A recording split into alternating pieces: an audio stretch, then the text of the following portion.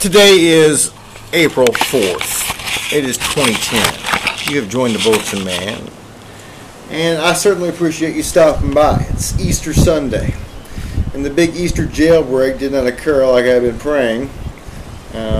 My friend from Facebook did get back with me, and God bless him. He's a great gentleman, and we spoke for about a half an hour. He called me.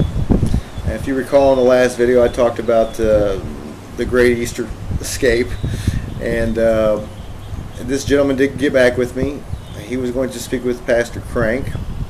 I assume that would have occurred, and here it is Sunday evening as the sun goes down after another beautiful chemical sunset. Chemtrails all day long, temperatures in the 80s for the 4th day of April.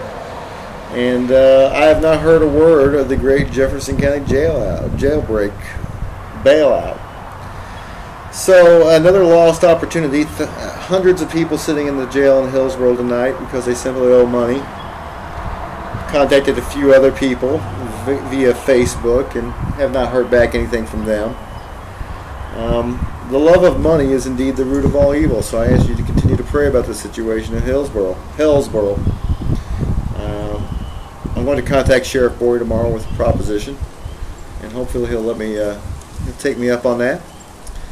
I think it would be a win-win for all involved, but we'll talk more about that after I have an opportunity to speak with the sheriff from Jefferson County.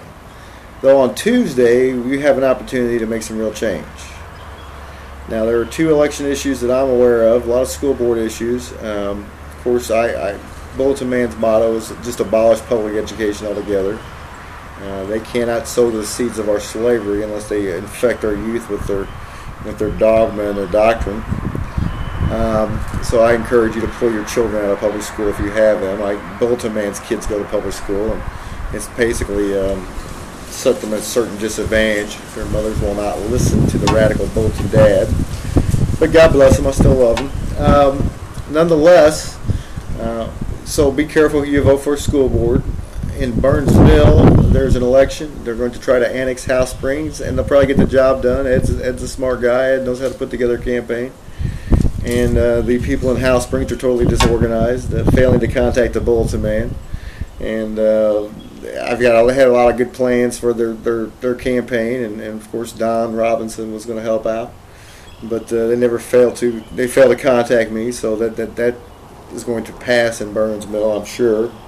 The only ones who turn out in the April election are people who are for stuff, not against.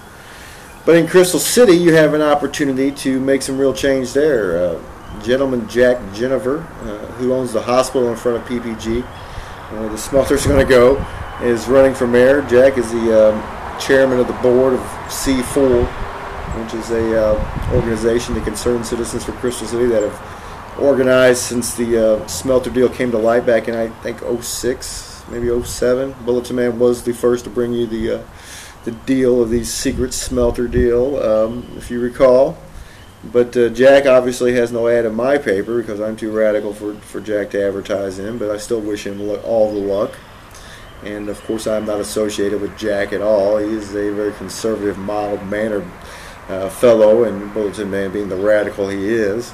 But he is a heck of a lot better choice for mayor than Tom Shilley is. Ton Shilley, I should call him.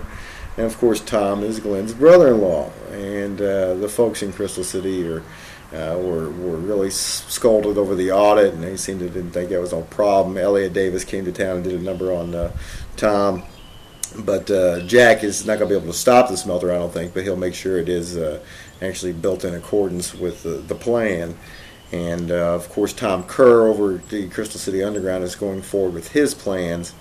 I really believe that site should be more environmentally friendly than a Chinese-owned communist smelter stealing our iron ore and sending it to China and putting a port in the middle of America for the Chinese to control. I mean, that's just my personal opinion. I think it's borderline treason. But what the heck, you know? I mean, the Constitution appears to have been suspended anyway. But, you know, all we can do is just laugh about it. Had an interesting day at church today. The people are discontented for sure, and just diluted and dumbed down, to say the least. But I ask you to continue to pray. And like I said earlier in the broadcast, we endured another chemical assault, and we're going to have a beautiful sunset. Like the episode of 2.5 Men, there's poison causing that sunset. And can't you see the writing in the air? The chemical assault does continue. That's why there's like 4 or 5 pages of obituaries nowadays in the various papers throughout Jefferson County. But nonetheless, I love you. Pray that the Wagners, Howard Wagner and Wes Wagner, get their stuff together over in Hillsborough. I pray that Wes Wagner does not cheat on this election. Very easy to do so. I ran for sheriff some 10 years ago and gained only 35 votes between the general and the primary. Never mind the $25,000 I spent, the 25,000 papers I sent out for 3 months in a row. Nonetheless, I love you. And I ask you to, as always, tell a friend about the one and only Bulletinman if you would.